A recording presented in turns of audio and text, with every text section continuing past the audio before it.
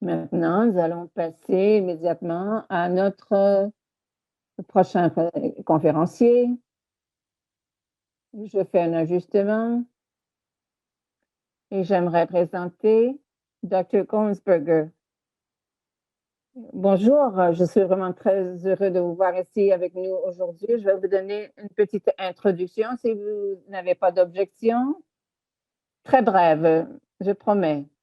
Dr. Koensberger est oncologue à l'Université de British Columbia à Vancouver. Sa recherche se centre sur les tumeurs Binding rénales et les cancers métastatiques et il participe aux essais cliniques. C'est notre expert sur les essais cliniques et sur les options thérapeutiques et les mécanismes de résistance aux soins. Merci. Je vous laisse parler aux essais cliniques au Canada et peut-être partager par la suite ce à quoi on pourrait s'attendre dans l'avenir. Merci de l'invitation. C'est toujours un plaisir. Je viens d'avoir la fin de la dernière présentation et des discussions au sujet de ces patients. Donc, je vais simplement mentionner que c'est très important d'avoir les B-coders, donc c'est les nouveaux médicaments du Canada. Et la voix du patient, c'est vraiment pris très au sérieux et ces sondages sont des excellents outils pour voir comment s'aligner. Et donc, je vous invite à tous participer car c'est très important lorsqu'on parle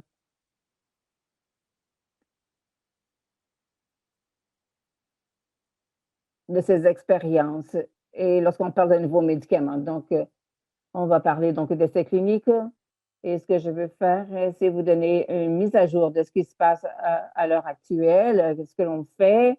Et comme vous le savez, alors ce sont mes déclarations, ce dont je vais parler aujourd'hui. On va parler donc des traitements de première ligne, ceux de deuxième ligne, les adjuvants qu'on a vus dans les 2 dernières années, mais il y a très peu qui en est ressorti à date, et un petit peu sur le RC à cellule claire. Et vous savez que les essais cliniques, ce sont des outils importants parce que c'est là où on fait du progrès. Sans les essais cliniques, il n'y aurait pas de traitement qui arriverait. Et donc, ça ne répond pas juste aux essais cliniques, mais à tout médicament qu'on puisse introduire par ce programme. Et la participation donc à ce sondage est toujours sur une base volontaire. Et je veux simplement vous dire que je vous encouragerai tous, si jamais vous entrez en discussion, regardez bien, dans plusieurs cas, mais pour moi, c'est une des raisons principales pour lesquelles je fais des essais cliniques, c'est pour voir le progrès que l'on accomplit, mais également on veut offrir aux patients d'autres options de soins. Sinon, ils n'y seront pas exposés. Donc, c'est une excellente façon de vous montrer aux patients quelles sont les options qui s'offrent à eux. Et donc, j'aimerais vous montrer, euh, euh, parler des essais et de vous dire comment on est arrivé à ces essais-là. Et donc, de façon à ce que vous puissiez être en mesure de mieux comprendre comment ça fonctionne et comment on prend des décisions. Alors, voici un des premiers essais cliniques. C'est un essai qui est ouvert seulement pour ceux qui sont en radiation et il ne peut pas avoir d'autres soins précédents. Donc, il y a des patients à qui on donnera un de ces médicaments-là. Alors, ce sont des combinaisons de thérapie TKI plus immunothérapie et des combinaisons. Donc, il y a 3 triples combinaisons, 3 drogues et il y a des combinaisons de TKI en immunothérapie et donc, c'est ce qu'on fait à l'heure actuelle au Canada et qui émergera sans doute comme étant le médicament à utiliser au Canada dans une de nos options de thérapie. Et il y a Elzutifan, un inhibiteur qui est en combinaison également. Belzutifan, si vous avez parlé à Dr. Google et vous avez parlé d'inflammation sur le site web, vous allez voir que l'importance du Belzutifan, c'est l'information qui vient à ce niveau-là. Et la voie qu'il suit, un des points de contrôle dans ce parcours, c'est l'équipe HIF2A. Et donc, il peut y avoir des défauts semblables. Et il y a un facteur qui s'appelle HIF-alpha, HIF-alpha. Et donc, on ne peut pas créer un médicament qui bloque ça, qui le contre. Et ça a été récemment atteint par une drogue ou un médicament qui s'appelle Belzutifan. Et ça a été apparu dans les essais cliniques et je vais en parler un petit peu plus. Donc, voilà. Ça, c'est une étude.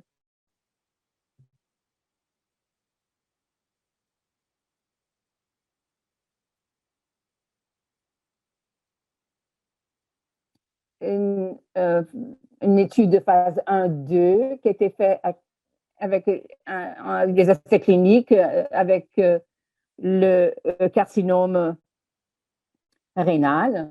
Et donc, si on est en phase 3, et donc un nouveau médicament comme le Belzutifan, il doit passer à travers toutes les études parce qu'on veut étudier sa toxicité et deux, dans quelle dose doit-on l'utiliser? Donc, il peut y avoir des petites études entre 20 et 50 patients. Ceux qui ont fait ça, ben, on peut être dans un essai de phase 2 et puis là, il y a différentes façons de le faire, mais l'objectif d'un essai de phase 2, c'est d'avoir une idée de l'activité, le degré d'activité dans une maladie, par exemple avec le cancer.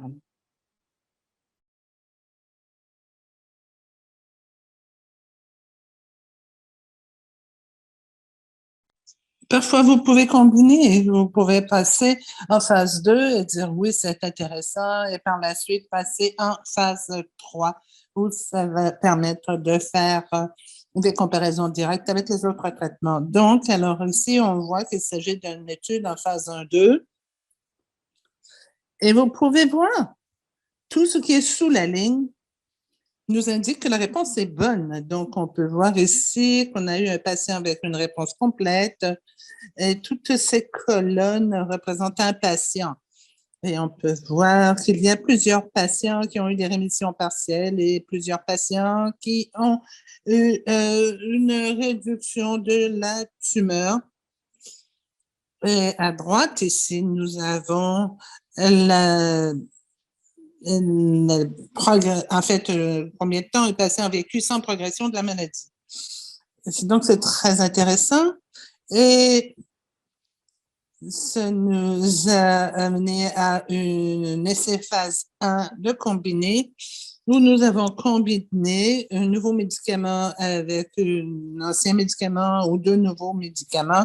Et cela, c'était une combinaison de Belzutifan et cabozantinib. Le cabozantinib est une thérapie classique, un inhibiteur connu qu'on utilise généralement en deuxième ou troisième ligne.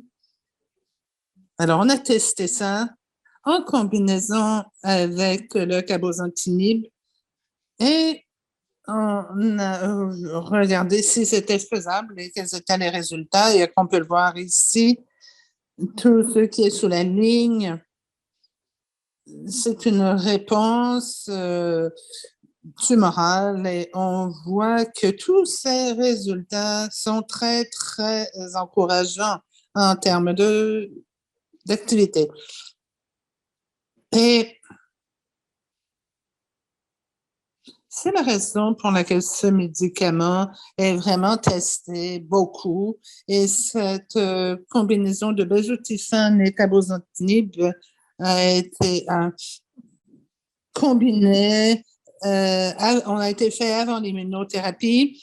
Alors, la cohorte 1 était les patients naïfs et la boîte bleue nous montre des patients qui avaient déjà eu des traitements. Et même dans cette population de patients, nous voyons une activité significative alors que la plupart des patients ont eu certains contrôles sur la tumeur, si je peux me permettre, c'est-à-dire qu'il n'y a pas eu de progression, il y a une stabilisation et nous avons eu des rémissions complètes. Donc, ça semble être quelque chose de très intéressant et c'est exactement de ce dont on a besoin parce que c'est un médicament tout nouveau et dont nous avons besoin en cancer du rein. Nous avons beaucoup de médicaments, mais plusieurs se ressemblent. Cabozantinib et autres font tous partie du même groupe. Cabozantinib et autres. Donc, nous voulons des nouveaux médicaments parce que cela peut vraiment augmenter de façon significative les bénéfices pour nos patients. Donc, laissez-moi voir.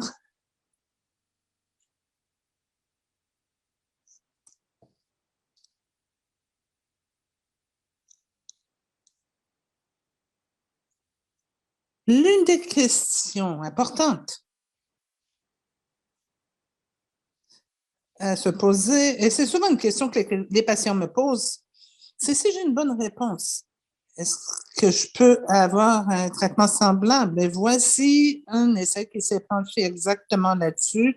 Il s'agit de patients avec des facteurs de risque bons à intermédiaires. Et nous avons caractérisé les patients afin de voir quels pouvaient être les traitements. Donc, c'était des patients qui avaient un risque bon à intermédiaire. Et ce que l'étude a fait, c'est qu'elle a traité des patients pendant 12 mois avec une thérapie standard et avec un inhibiteur PDA et ensuite a randomisé ces patients, ceux qui avaient des réponses, donc on parle de 50 à 60% des patients, on aurait fait continuer le patient et ce qui était l'objectif de cette étude, c'était de démontrer que oui, on peut prendre une pause et les résultats ne seront pas pires que si on avait continué le traitement avec le médicament standard. Donc, c'est important de connaître cela parce que souvent mes patients me disent, mais ce qu'ils aiment, selon mon expérience, c'est d'avoir une pause dans leur traitement, ne plus être exposé à la toxicité, avoir une meilleure qualité de vie, tout en n'ayant pas à s'inquiéter qu'il y ait une réaction des cellules cancéreuses qui soit nuisible à leur santé. Donc,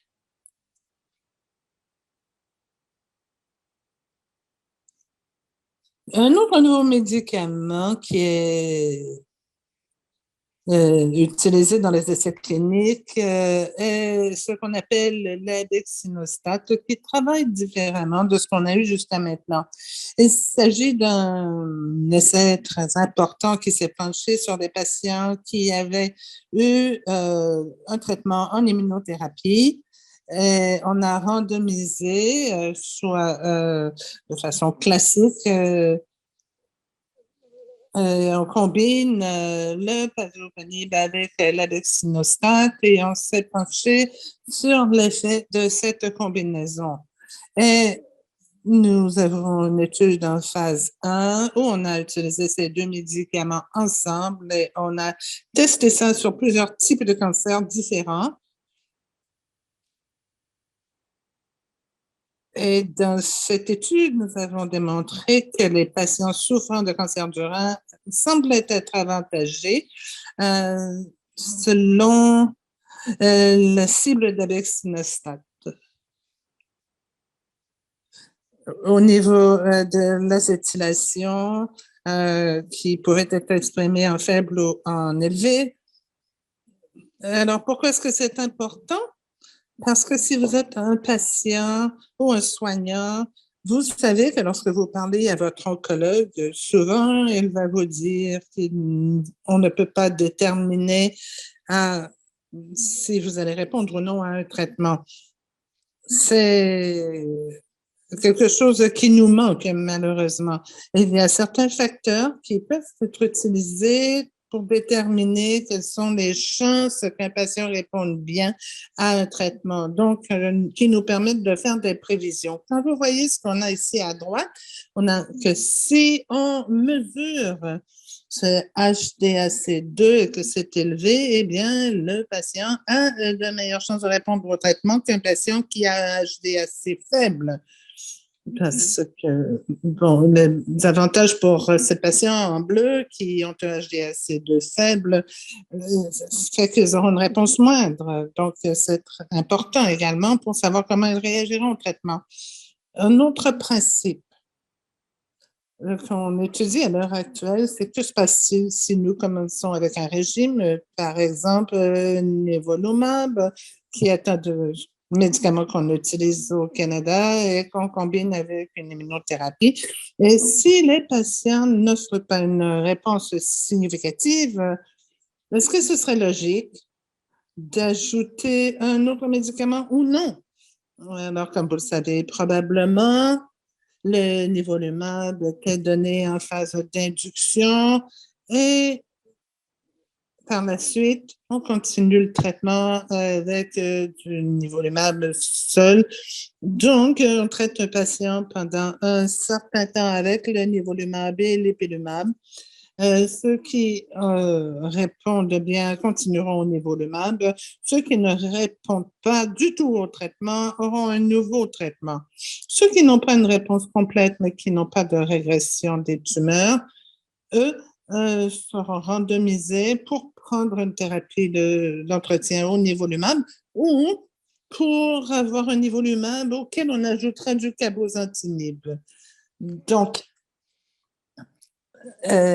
avec tout cela, on essaie de voir si on peut améliorer les résultats chez les patients qui ne répondent pas suffisamment aux combinaisons d'immunothérapie. Bon, il y a des essais qui se penchent sur la méthode de traitement, ce qui est important également pour les patients parce que si nous pouvons donner le traitement autrement qu'en intraveineuse, c'est probablement beaucoup plus simple pour les patients de les obtenir. C'est beaucoup plus simple pour les patients en zone rurale d'obtenir le traitement. Alors, on s'est penché ici sur une formulation sous-cutanée de nivolumab par rapport à un nivolumab en intraveineuse. D'un point de vue scientifique, bon, cette étude n'est peut-être pas très sexy parce que c'est une question très simple et ça ne règle pas la façon dont on peut améliorer les résultats, mais plutôt voir si on peut offrir une meilleure qualité de vie aux patients. Et ça, c'est important à mon avis.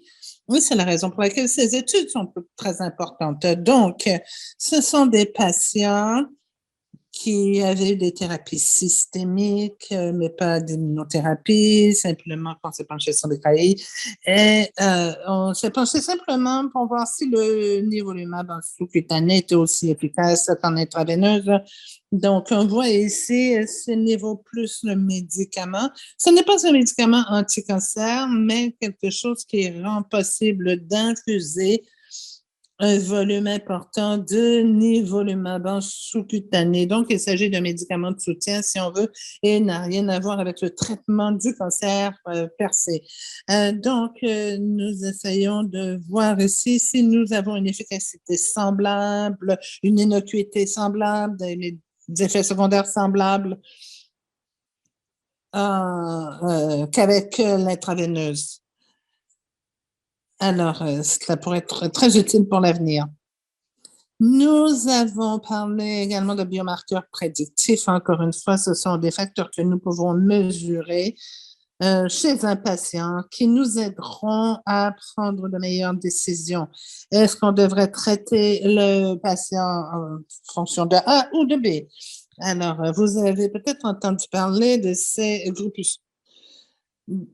grappes dans le cancer du sein parce que cela se mesure, ce sont des médicaments. Il y a un récepteur à la surface de la tumeur qui est constamment activé et qui empêche la tumeur de croître et de métastaser. Et il y a des médicaments qui bloquent cela. Donc, dans les deux cas ici, c'est très clair de voir que si c'est exprimé, vous pouvez traiter le patient avec le médicament et le patient a de très bonnes chances de réussite. Si le patient n'a pas ses récepteurs à la surface de sa tumeur, ça ne donnera rien de traiter ce patient avec ce médicament parce qu'il n'aura pas de résultat. Donc, c'est un excellent biomarqueur qui nous permet de bien évaluer les opportunités. Et dans le cancer du rein, on n'a pas été capable de découvrir encore ces biomarqueurs. Pas avec le TKI, pas non plus avec l'immunothérapie. Mais là, pour la première fois, nous avons certaines enquêtes qui sont penchées sur ces biomarqueurs et qui ont permis de développer certaines combinaisons de facteurs sur lesquels nous pouvons nous pencher pour voir si nous avons un bon prédicteur, à savoir si le patient va bien répondre ou non à un traitement. Et si vous voulez vraiment utiliser l'un de ces facteurs en pratique oncologique, vous devez d'abord tester le facteur de façon prospective, c'est-à-dire avec un essai. Et c'est exactement ce que fait cette étude qu'on appelle l'optique RCC. Donc, c'est une étude qui nous permet de voir si nous avons un signal, si nous pouvons éventuellement passer en phase 3. Alors, nous avons les grappes 1 et 2 et les grappes 4, 5, 7. Ce sont des biomarqueurs permettant de faire des prédictions. Alors, si vous êtes dans les grappes 1 et 2, vous aurez une combinaison de nivolumab et cabozantinib. Et si vous êtes dans l'autre grappe, vous aurez de l'ipilimumab et du nivolumab. Donc, on essaie de voir si cela va nous aider à prévoir les résultats d'un patient et à mieux l'orienter sur un traitement particulier. D'où ça vient, ces grappes? Eh bien, ça vient d'un échantillon important de patients. Pour ceux d'entre vous qui avaient participé à des essais cliniques dans le passé, on vous a peut-être demandé également de donner un consentement supplémentaire où on pouvait tester vos tissus, par exemple, et la majorité de ces consentements optionnels de cueillette de tissus ont été acceptés et ont permis d'en arriver à définir des biomarqueurs. Et ce qu'on voit, c'est qu'il y a certaines signatures, certains facteurs au sein des tumeurs qui prédisposent les patients ou qui démontrent que une voie angiogénique, peut-être bonne, que nous pourrons avoir une réaction immunitaire. Alors, 1 et 2, on voit angio, qui devrait recevoir TKI plus immunothérapie et 4, 5 et 7 recevront une autre thérapie parce qu'ils sont immunogéniques. Il s'agit d'environnements qui seront mieux traités avec un agent immunothérapie. Mais c'est une étude très importante parce qu'en bout de ligne, ce que nous voulons obtenir avec tout cela, en fait, moi, en tant que médecin, pourrais m'asseoir devant un patient et dire, voilà, votre tumeur a l'air de XY et voici pour la raison pour laquelle cette combinaison médicamenteuse est meilleure pour vous parce que nous avons d'excellentes chances que la tumeur réponde. Par contre, avec l'autre médicament, nous avons très peu de chance. Donc, que pouvons-nous faire en deuxième et troisième ligne? Eh bien, un essai qu'on attendait avec impatience, c'est un essai clinique utilisant le belzutifan, dont on a parlé plus tôt, pour des patients qui avaient eu 3 lignes de traitement au maximum auparavant. Et nous attendons les résultats de l'étude. L'étude elle-même est fermée, mais c'est une étude importante parce que plusieurs de ces essais belzutifan, comme je vous l'ai montré, existent et sera le premier essai clinique important à nous montrer comment le belzutifan va agir en grande quantité parce qu'il s'agit d'un essai phase 3 randomisé. Mais même si on n'a pas encore les résultats, la compagnie a continué à développer le belzutifan et voici un essai clinique qui a cours à l'heure actuelle à Vancouver. Il s'agit d'un essai où on combine le belzutifan avec le lenvatinib et nous l'avons comparé à une ligne complètement différente qui est le cabozantinib, qui est un traitement de deuxième, troisième ligne ici au Canada. Pardon. Alors, cette étude nous permet d'avoir des patients qui ont eu deux régimes auparavant et soit on leur donnera du belzutifan et lenvatinib ou du cabozantinib et l'objectif est de voir si la combinaison des deux médicaments est meilleure que l'autre. L'autre qui est semblable est une combinaison de tivozanib. Encore une fois, il s'agit d'un autre TKI qui n'est pas officiellement utilisé au Canada et le tivozanib avec le nivolumab. Et c'est encore une fois pour les patients qui avaient eu une ou deux lignes de thérapie auparavant, qui avaient peut-être eu de l'immunothérapie auparavant. Et à ce moment-là, on leur donnera soit une combinaison de tivozanib et nivolumab ou tivozanib seul. Donc, on essaie de voir si c'est valable de traiter un patient avec plus d'une immunothérapie. Est-ce que ces immunothérapies peuvent être actives l'une après l'autre? Lorsqu'on avait que les TKI, on a réalisé avec ces études que oui, en fait, vous pouvez donner un TKI après un autre et avoir tout de même une belle activité. Et c'est pour ça qu'on agit comme on le fait aujourd'hui en séquence, un TKI puis un autre. Alors ici, si le TKI et l'immunothérapie ont une valeur, on pourra y aller en ce sens. Nous avons une étude phase 1 qui s'est penchée sur une combinaison chez différents patients et comme on peut le voir ici, l'activité était intéressante tant chez les patients qui n'avaient jamais été traités que les patients qui avaient été traités auparavant. Et ça nous a permis de développer cette étude importante et qui nous permet de voir qu'en deuxième, troisième ligne, une combinaison était peut-être meilleure qu'une monothérapie. C'est ce que nous faisons maintenant avec nos patients. Nous avons une étude semblable ici, simplement des médicaments différents. On a pris une combinaison d'atezolizumab avec du cabozantinib, comparativement du cabozantinib seul. Donc, on s'est penché sur la même question, TKI seul ou TKI plus immunothérapie. Et nous pouvons utiliser cela suite à une thérapie précédente, mais qui doit cependant être une immunothérapie. Nous essayons de voir quels seront les meilleurs résultats. Et encore une fois, ici, ça a été semblable. S'agissait d'une étude de phase 1, et comme vous le voyez, encore une fois, une bonne activité. On est encore sous la ligne, donc un meilleur contrôle de la tumeur. Et, donc, ce sera intéressant d'aller en phase 3 avec cette étude pour accélérer le développement de ces médicaments. Il y a d'autres choses en développement, je n'ai malheureusement pas le temps de vous en parler en détail, mais ce qu'on appelle les inhibiteurs CDK4/6 qui sont déjà utilisés pour le cancer du sein, mais qu'on est en train de tester pour le cancer du rein.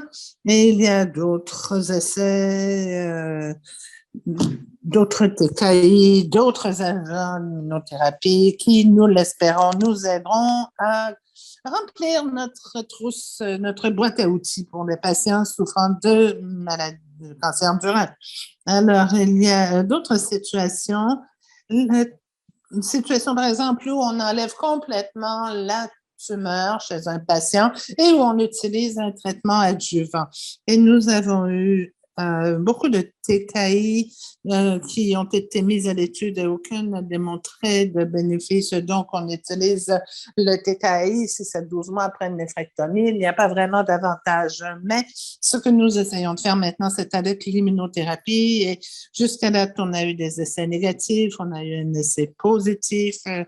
Mais ce qu'on fait avec ce nouvel essai, c'est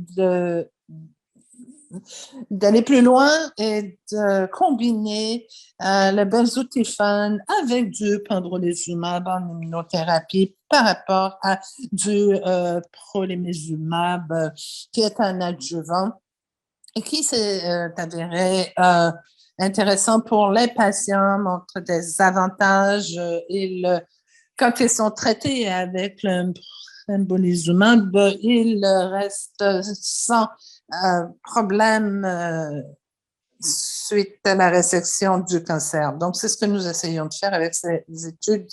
Et ici, nous avons un autre essai adjuvant où on s'est penché sur d'autres combinaisons d'immunothérapie avec le durvalumab qui n'est pas très différent du pembrolizumab et d'autres.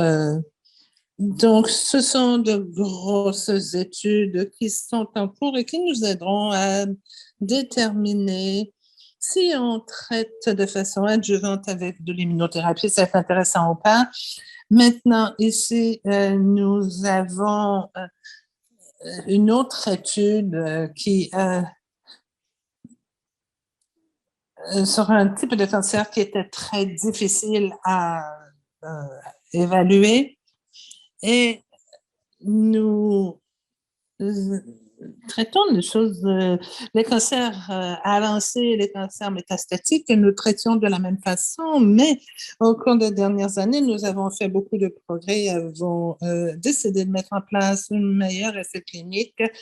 Et voici l'une de ces tentatives où en fait, il s'agit d'un essai international où on s'est penché sur une combinaison de médicaments qu'on appelle le savolitinib, qui cible le mécanisme des cellules cancéreuses, plus le durvalumab, qui est une immunothérapie et qui est utilisée chez beaucoup de ces patients. Et ce sont le genre d'essais qui nous aideront à déterminer ce qui se passe et à améliorer les traitements chez les patients souffrant d'un adénocarcinome papillaire. Et si nous avons un essai semblable, un essai de phase 2, qui s'est penché sur une combinaison de cabozantinib et d'azolizumab, donc un inhibiteur TKI. Donc, c'est intéressant parce que le cancer du rein papillaire, en fait, plusieurs patients ont différents facteurs. Il y a des récepteurs qui mutent et qui ne sont pas nécessairement réglés par le cabozantinib seul. Donc, c'est une étude qui sera intéressante.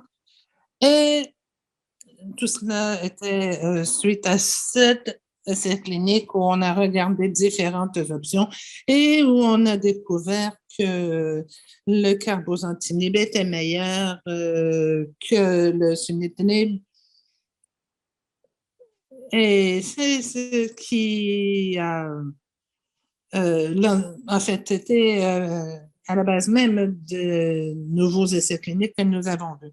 Il y a eu d'autres essais cliniques où on se penche sur d'autres médicaments d'immunothérapie. Je pense qu'on est au balbutiement de l'immunothérapie, que nous verrons beaucoup d'essais cliniques à l'avenir avec des médicaments qui vont mieux cibler le système immunitaire d'une façon ou d'une autre. Je pense que c'est un domaine extrêmement intéressant et j'ai bien hâte pour moi ainsi que pour nos patients parce que tous ces essais cliniques et tous ces développements nous permettront d'améliorer grandement ce que nous faisons pour nos patients.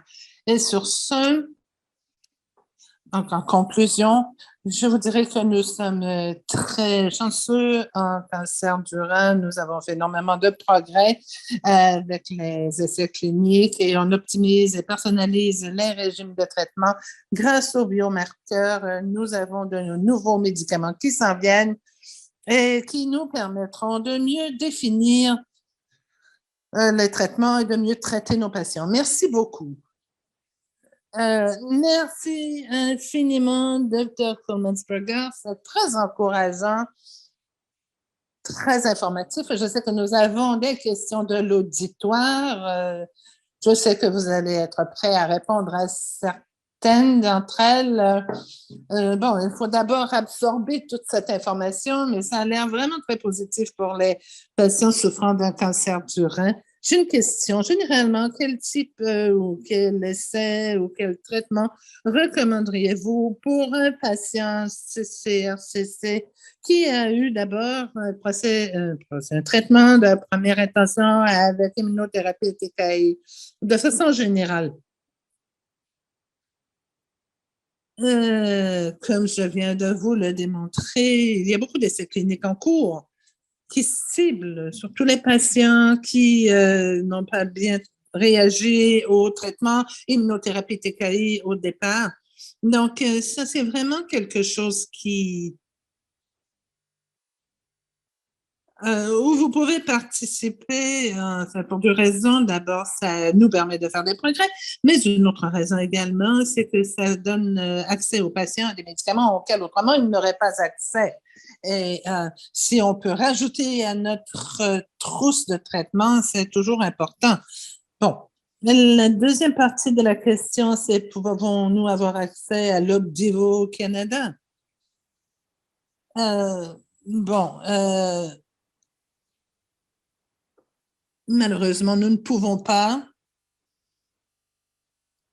Même si parfois j'aimerais avoir cette option, à l'occasion, je pense que quand on regarde les données dans leur entièreté, l'activité d'Opdivo est limitée. Donc, nous savons maintenant, bon, pour un client, je pourrais dire, ce ne serait pas trop mal qu'on n'ait pas accès à ça. Bien sûr, c'est toujours aussi intéressant d'ajouter des options, mais malheureusement, maintenant, au Canada, nous avons un certain système qui, je pense que le système canadien est très bon.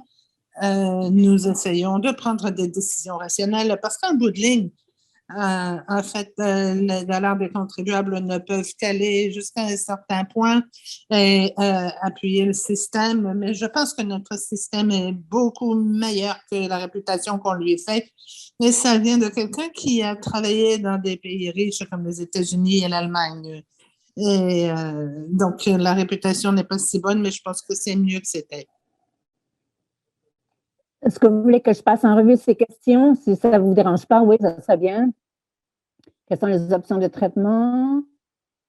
Je vais offrir les bons traitements. Oui.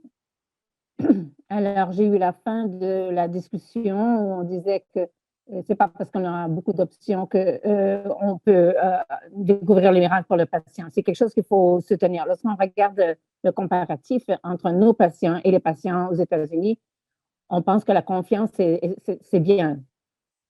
Et de façon intéressante, lorsqu'on semble avoir plus d'options, le moins de temps est-ce qu'un patient passe sur un traitement particulier. Pourquoi? C'est parce que s'il voit qu'il y a de la toxicité, il dit, bon, on essaie quelque chose d'autre. Et pour moi, ce n'est pas bon pour nombre de raisons, mais la raison la plus importante étant, potentiellement, vous allez peut-être mettre de côté quelque chose qui est actif, puis vous n'avez même pas essayé d'en tirer le meilleur. Et puis, deuxièmement, il n'y a pas de garantie que votre prochain traitement va mieux fonctionner. Donc, on l'élimine trop rapidement. Et donc, il faudrait voir au Canada, donc il faudrait voir comment on gère nos patients et comment on gère la médicamentation.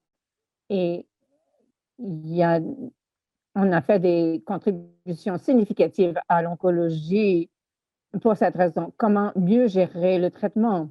Et je pense que c'est quelque chose de très important.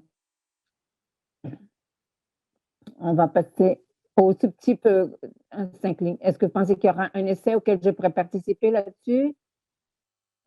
Pour les chromophobes, sous-type chromophobes, c'est très rare.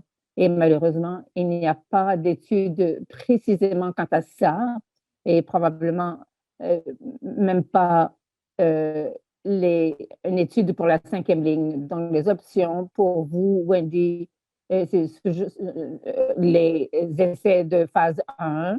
Et honnêtement, avec ces essais-là, on va dire comme ça, si vous trouvez le bon essai, ça pourrait être une bonne option. Pas tout essai de phase 1 serait probablement adéquat. Il faut y songer très prudemment ce que vous devez faire ou pas. Et malheureusement, une des conditions des essais cliniques, c'est qu'il faut être il faut que vous soyez un envoyeur de c'est l'endroit où la personne est traitée doit être l'endroit où vous résidez. Donc, si vous êtes dans une ville autre que là où ça se tient, ben, ça ne fonctionne pas.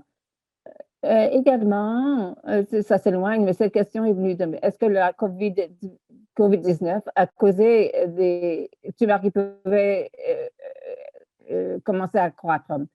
La COVID-19, s'il y a une implication des poumons au Canada, ça peut causer des inflammations dans les nodules. Et d'habitude, le processus inflammatoire, le nombre de nodules dans les poumons est restreint. Et d'habitude, il n'y a pas de croissance à ces nodules. Une façon de déterminer, c'est quelque chose qui a une plus grande probabilité d'être causé par la tumeur ou la fonctionnalité. On parle de petits nodules au poumon et une infection, ça ne cause pas des nodules infectieux. Et une façon de déterminer si c'est quelque chose qui est suspect ou pas, s'ils deviennent plus gros, c'est probablement qu'ils ne sont pas infectieux. Deux dernières questions. Est-ce qu'il y a des essais pour la translocation RCC, SPP, PT ou des médicaments? Est-ce qu'il y a donc des essais là-dessus avec des sous-types spécifiques? C'est difficile à traiter. Il n'y a rien de spécifique à ma connaissance, en tout cas pas au Canada.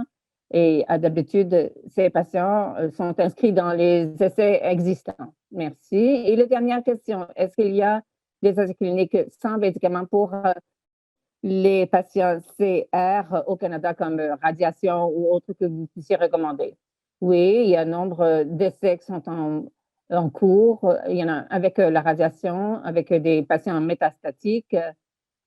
Et comme vous, peut-être vous savez ou pas, il y a des nouvelles techniques de radiation et je suis très emballée par ça. Le cancer du rein a toujours été un qui était considéré comme étant résistant à la radiation parce que la radiation, ça met les choses sous contrôle pendant un certain temps, puis après ça, ça repart sans contrôle. Mais il y a des nouvelles techniques de radiation qui permettent la livraison de doses de radiation très élevées à des volumes très concis. Ça s'appelle la radiation stéroïdide.